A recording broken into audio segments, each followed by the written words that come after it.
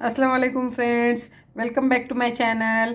आज सब कैसे हैं? उम्मीद करती हूँ आप सभी खैरियत से होंगे। और आज मैं आपके सामने हाजिर हूँ एक स्नैक की रेसिपी लेकर, जिसका नाम है खस्ता मठरी। इस मठरी को आप चाय के साथ खा सकते हैं या किसी सफ़र में जा रहे हो तब भी ले जा सकते हैं।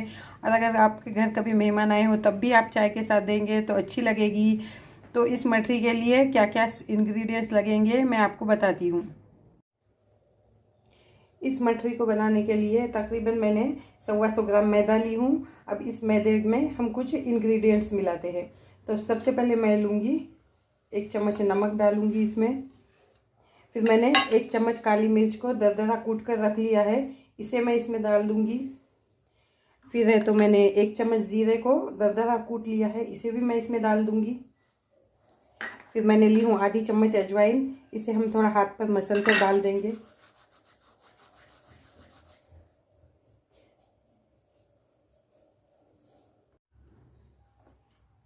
अब इसमें मैं तेल का मोयन डाल दूंगी। हमें तेल का मोयन इस तरह डालना है कि इस आटे को जब हम मिक्स करें तो इस आटे की ये आटा बनने लगे, इतना हमें इसमें मोयन डालना है, तभी हमारी मठरी खस्ता बनेगी। तो देखो मैं इस मैदे में मोयन को अच्छी तरह से मिक्स कर रही हूँ।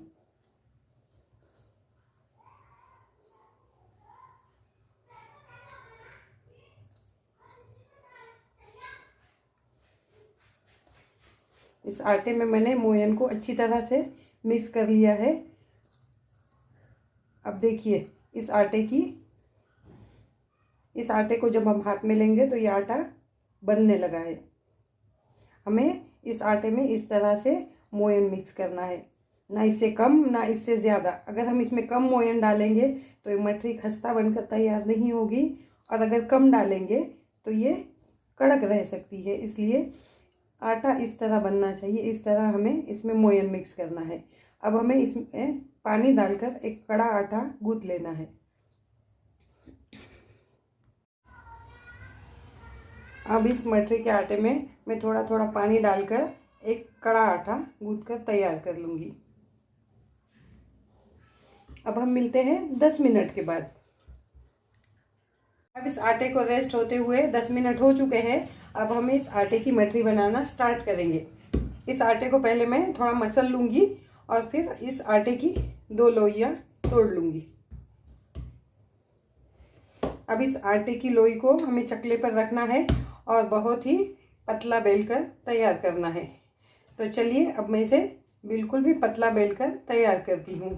और इस मठरी को बनाने के लिए अब मैं इसे बिल्कुल भी पतला बनाकर बेल लेती हूँ। इसे हमें सूखा आटा लगाने की बिल्कुल भी ज़रूरत नहीं है, क्योंकि हमने ये आटा कड़क रखा है।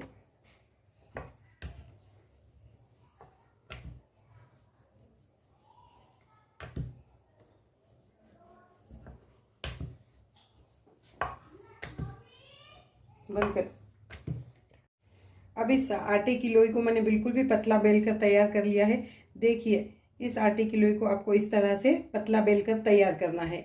अब हम एक उसके ऊपर लगाने के लिए एक मिश्रण बनाएंगे। इसके लिए मैंने 2 चम्मच तेल ले लिया है, और 2 चम्मच तेल में हमें मेजरमेंट के हिसाब से 2 कप मैदा मिलाना है। मैंने 2 चम्मच तेल में 2 चम्मच आटा मिक्स कर दी हूँ। बंद कर। अब हमारा तेल और आटे का मिक्सचर इस तरह से पतला हो गया है। इसकी कंसिस्टेंसी हमें इस तरह ही रखना है। अब हम इस बेली हुई रोटी के ऊपर इस मिक्सचर को फैला देंगे। तो मैं उंगलियों की हेल्प से इसे फैला दे रही हूँ।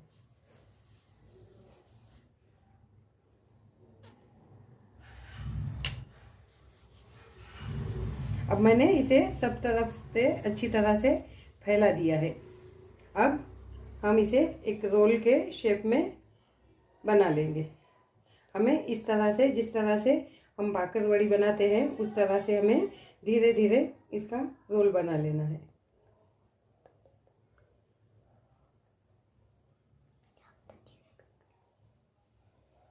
देखिए मैंने इस तरह से इसका रोल बना लिया है। और अब इसमें जो भी एयर होगी वो हम निकाल देंगे। इसे इस तरह से थोड़ा हाथ से लंबा कर लेंगे, जिससे कि इसमें अगर कुछ एयर भी होगी वो भी निकल जाएगी। अब इस रोल को हम नाइफ की मदद से इसकी छोटी छोटी लोइयां काट लेंगे। इसकी बिल्कुल भी छोटी छोटी लोइयां काटनी है।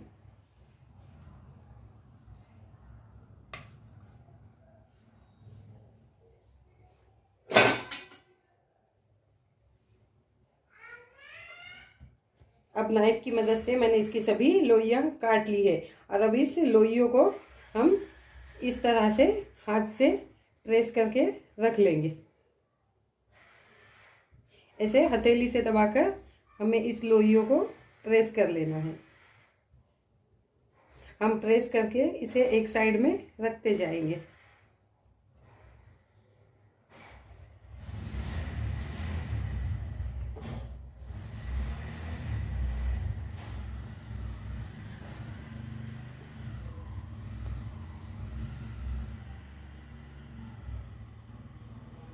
देखिए मैंने इन सभी लोइयों को हाथ से प्रेस करके इस तरह से बना लिया है।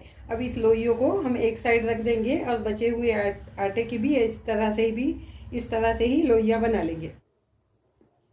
तो देखिए इस आटे की मैंने इस तरह से लोइयां बनाकर तैयार कर ली है। अब हम इसे बेलना स्टार्ट करेंगे। तो इसके लिए इस तरह से मैंने एक लोई को चकले पर रख लिया है और फिर हम इसे धीरे धीरे बेल लेंगे। हमें इसे ज़्यादा बड़ी नहीं करनी है, छोटी छोटी ही बेलनी है। अब मैंने इस तरह से इसे बेल लिया है। इसे बेलने के बाद हमने जो मैदा और तेल का मिक्सचर तैयार किया था उसे इस तरह से इस पर फैला देंगे। फिर हम इसे इस तरह से फोल्ड कर देंगे। फिर इसके ऊपर भी थोड़ा सा ये तेल और मैदे का मिक्सचर लगा देंगे और फिर से इसे इस तरह से फोल्ड कर लेंगे। इन सभी मठरियों को मैंने इस तरह से बेलकर तैयार कर लिया है और इसे तलने के लिए मैंने तेल भी गर्म होने के लिए रख दिया है। तेल हमें बहुत ज़्यादा गर्म नहीं करना है, सिर्फ गर्म करना है। अगर हम बहुत ज़्यादा गर्म तेल में इस मठरी को डाल देंगे तो ऊपर से तो गोल्डन हो जाएगी लेकिन अंदर से अच्छी तरह से नहीं पकेगी। इसलिए हमें मीडियम हॉट ऑयल पर इसे तलने के लिए रखना है। तो चलिए हमारा तेल अब गर्म हो चुका है। मैं इसे हाथ लगा कर देख रही हूँ, मेरी हाथ को भाप लग रही है।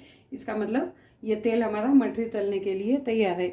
तो अब मैं इस तेल में एक एक करके इस मठरी को डाल दूंगी और इस तेल में जितनी जगह है हमें उतनी ही मठरियाँ तलने के लिए डालनी है।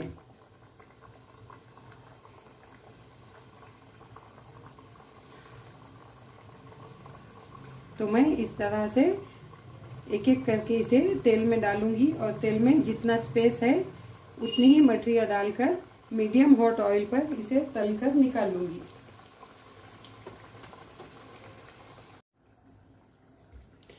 हमारी मठरियों में अब अच्छे से गोल्डन कलर आ चुका है और अभी अच्छे से तल चुकी है। इसे तलने के लिए हमें 5 से 7 मिनट का टाइम लगा है। अब हम इसे तेल में से बाहर निकाल लेंगे और बची हुई मठरियों को भी इसी तरह से तल लेंगे। हम तेल को अच्छी तरह से छान कर इसे एक बाउल में निकाल लेते हैं।